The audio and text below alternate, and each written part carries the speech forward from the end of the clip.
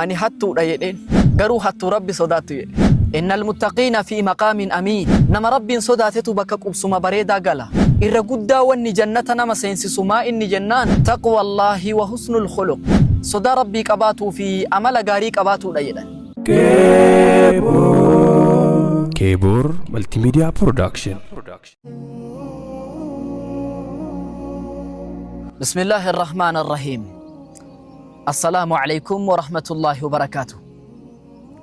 دام سور دراتي بوداتي ربي دامي لبوتي يا في تيسن اللي دامو بربادا سني صدى ربيتي ولقد وصينا الذين أوتوا الكتاب من قبلكم وإياكم أن اتقوا الله. دام سنتي ور دراتي بوداتي دامني أكا إسان الله صدى تنجد ربي ربين صداتو دام سكنا نمني جمسي أكيكتشي سيدامي ربين قفا كناف إمي صدا ربي كن إما جبادا نمني ربين صداتو قلا قدا سينكي قدا دنيا في آخرة اللي قبر تساني تودا بالتقوى يجعل الله للعبد فرحا من كل ضيق لبنا هندرا بل إنتي كربي قبر تجيرو صدا ربي تين دوبرا كربي درتي قبر تجيرو صدا ربي تين هيوم مرة كربي درمتي قبر تجيرون صدا ربي تين لبنا رزقي كبل إنا هيري ربنا ما تلجون صدا ربي تين ومن يتق الله يجعل له مخرجا نمني الله صداتي كرا بافما هند ربي ساقو بيسا yoo duraan duuba jiraate akka inni dura aanu yoo duraan rakkoo keessa jiraate akka furmaata argatu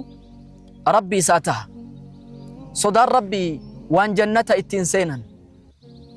innal muttaqiina fi maqaamin amiin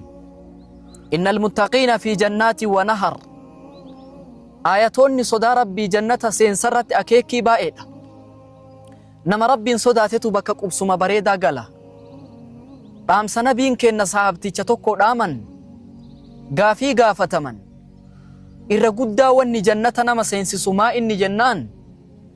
taqwa Allaahi wa husnul khuluq sodaa rabbii qabaatuu fi amala gaarii qabaatuudha jedhan seensa jannataa wanni namaa ta'u sodaa rabbiiti jechuudha waan silaa dur akka maleetti ati fudhattee fi bakka malee akka gaariitti rabbi namaa jijjiiru sodaa rabbiitiin sheeka tokkotu barattoota isaatii wayita isaan biraa ka'uu ka'an dhaamsa dhaamaf yeroo hunda barataa tokkotu abbaan isaa irraa duunan ta'ziyaa dhaquudhaaf deeme wayita inni ka'uu deeme shayni dhaameef dhaamsa barattoota kana maal jedha ufiin dalagadhaa harka namaan eeggatinaa waan dalaydan immoo waan abbaan keessan dalage dalagaa jedhaan namni yoo abbaan isaa qotee bulaa ta'e wama abbaan isaa dalage santu isaa laafa abbaan maareeshaa fi qottoo fi waan sila ittiin qotan hunda qaba meeshaa gahaa yoo abbaan isaa hojii biraa dalage daldala ta'e istiraateejii kana hunda karaa abbaarra deema isan rakkisu waan abbaan keessan dalage dalagaa immoo waan dalaydan keessatti rabbi sodaadhaa jedhee dhaameef barataan kun dhaamsa kana fudhatee maatitti galee wayita inni maatii isaatti galu haadhatu mana jira abbaan aakhirame haadha isaa gaafii gaafate abbaan kiyya maal dalagaa ture jedhee gaafate haati in calliste waan abbaan kee dalagu dhiisi ufii keeti hojii biraa uummadhuu dalagi jetteen lakki kaama abbaan kiyya dalagu dalaguu qaba lakki hojii haaraa uummadhuu ka abbaan kee dalagu dhiisiiti hujii bareeda biraa laalladhu jetteen yeroo kana natti himtu malee an hujii biraan dalagu jedhe haati tun itti asaastee nama kana abbaan kee hataa ture jetteen hatee nu qallaba masruufni inni qallaba nuu godhu hanni waan gaarii miti ilma kiyya sanirraa gori jette haati abadan hatuu qaba jedhe ilmi kun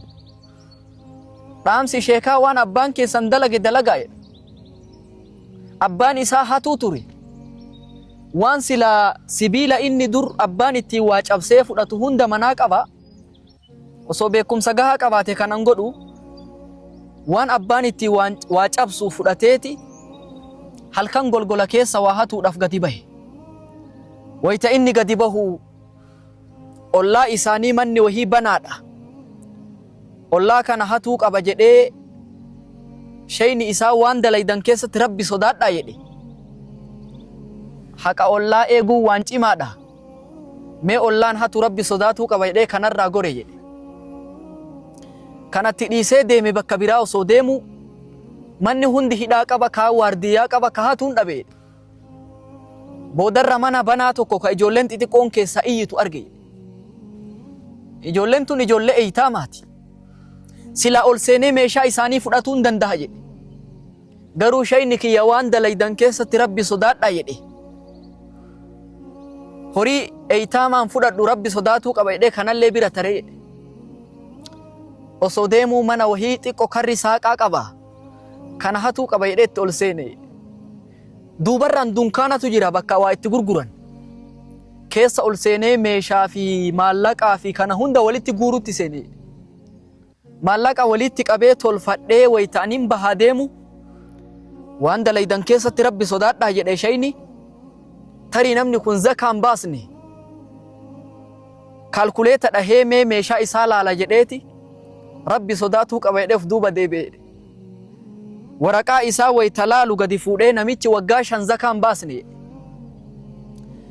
qabeenya kana walitti taa'ee kaalkuleeta osoo inni godhu salaanni subiitti geette dhaabatee mana keessatti sagalee ol qabee Allahu akbar jedhee azaana qabe qaallichi abbaan manaa rifatee wayta inni ol ka'u namatu mana isaa keessa dhaabbatee azaana rifannoota wajjin maa inni ka mana kiyyatti azaanu jedheeti wayta inni itti achi deemu namichi raka'aa lamaa subihii duraa salaatutti seene inni salaatee irraa bahee jennaan maa inni eenyunni ati jedheen namichi haana waqtu salaati fasal was'alnii ba'da salaat amma yeroon salaata booda eenyummaa kiyya nagaafattaa koottu na wajjin salaate jedheen abbaan manaatiin namichi rifannoota wajji dhufee fasallayaa jarri lachuu waliin salaatan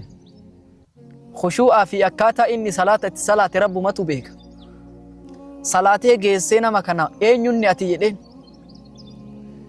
ani hattuudha jedheen garuu hattuu rabbi sodaattu jedhe bakka hedduu hatuudhaaf deeme maraa rabbi sodaadhee irra tare si hatee qabeenya kee walitti guuree wayta in bahaa deemu tarii namni kun zakaan baasne jedheef duuba deebi'e wayta dabdaabbee xaalayaa kee barreeffama laalu ati waggaa 5 zakaan baasne osoo an kaalkuleeta dha'u salaanni natti gahee salaate akkanatti na qabde jedhetti hime namichi ati aqlii jabaa qabda hattuu oli kanatti dhiisii na jala dalagi jedheen maallaqa sii kafala boodarra ka ani barbaadu kana jedhee hojii sanitti seenee dalagaa hannaa sanitti dhiisee nama san jala osoo dalagu amanamummaa isaarraa namichi intala nikaa itti dheefi booda namichi sun hin du'e hattuun kun abbaa mana kanaa ta'ee bakka guddaa dhaalee waan guddaa argate yeroo kamuu yoo rabbi sodaatan waan akka maleerraa waan akka qabutti rabbi sii taya rabbiin sodaadhu rabbiin tiifadhu ittaqillaa haythumaa kunta bakka rabbi si kaayyatetti waan dalaydu keessatti rabbi sodaadhuun dhaamsa kiyya أقول ما تسمعون وأستغفر الله لي ولكم ولسائر المسلمين من كل ذنب وخطيئة فاستغفروه إنه هو الغفور الرحيم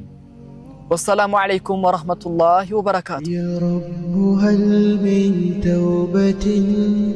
تمحو الخطايا والذنوب وتزيلها